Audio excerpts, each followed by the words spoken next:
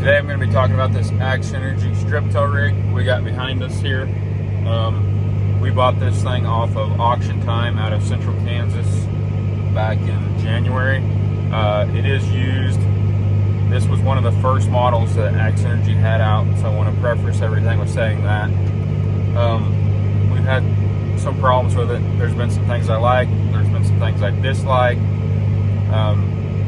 There's not a lot of content on the internet about these toolbars, so I'm just kind of hoping to help the next guy out a little bit to make an informed buying decision. I'm going to start off talking about the toolbar.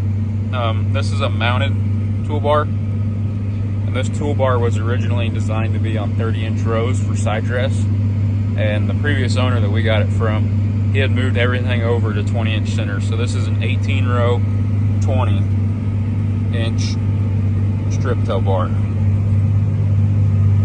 Okay.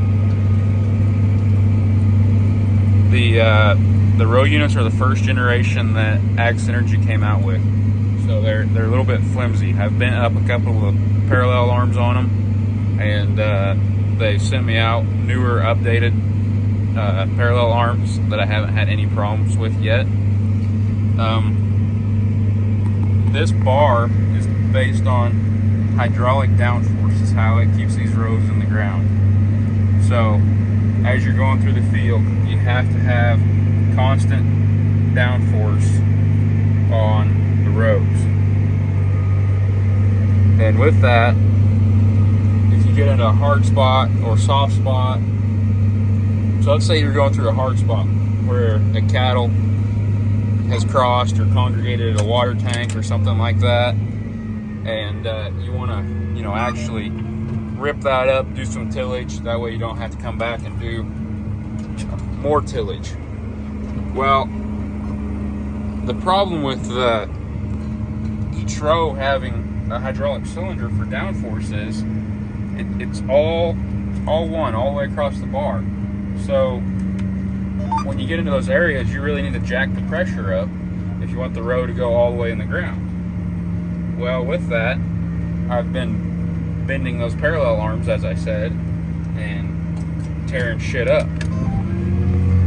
So anyway, that's where I think like a true shank machine, that like the Orthman or like the Kuhn, or there's some other brands out there, I think those would kind of suck themselves in the ground. So anyway, another problem I've had is when you're going through the field, and let's say it's really hilly field, and the bottom is good black dirt like this, tight dirt, and the top is sugar sand. Well, when you get into that sugar sand, you have too much downforce, and it starts, hopefully you can see that, it starts pushing that coulter down there clear to China. Well, then it doesn't have anything to cut on because it's pushed plumb in clear to China, and then it starts dragging up and balling up and everything else. So that's another thing I don't really like about it. The toolbar itself, it's built very, very stout. I mean, this thing is a tank. I don't think you'd ever have to weld on the toolbar itself. But the row units, being the first generation, they're very flimsy. But like I said, they are the first generation. They've made a lot of improvements since this toolbar. I believe this is a 2013 bar, is what I've been told. 2013 to 2015, somewhere in there. So anyway, I'll get out and show you guys a few things here. Something else I need to add in here is, let's say you have to work on this thing for some reason. Well, you have to literally lay underneath the bar, because you guys see that bar on the back that goes all the way across? That's great, but that is right in your way for working on any of those row units, especially when you get down into here in the middle where you can't fold it up or do anything with it. It is a major pain in the neck. I mean, it is the hardest thing to work on that I've ever had to deal with. Like planter, anything like that, way easier to work on when you have to work on it. Okay, so here's a good look at the row unit. Like I said, these are the first generation row units. This is all cast now, to my knowledge. But anyway, they run a wavy coulter in front of the knife, and they run that wavy coulter deeper than the knife goes. As you can see, this is the knife that we've been running. So our liquid goes in first, and then our anhydrous goes in second. That way you're laying that anhydrous on top of that liquid down there, and it's making these crystals, as you can see here, and that helps your N not leach through the summertime. So these are the parallel arms that I keep bending up here and there. This one is not one of the updated ones, and I haven't bent it up yet, but I'm sure the day is coming. Have a Raven cooler, John Deere rate controllers.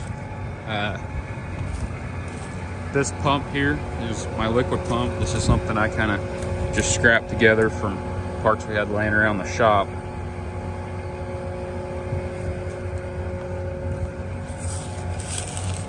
We don't have the winch hitch option on this one.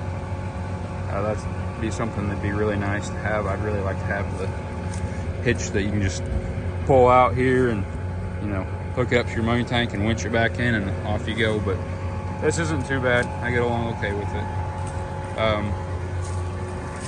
Something else we got going on here is on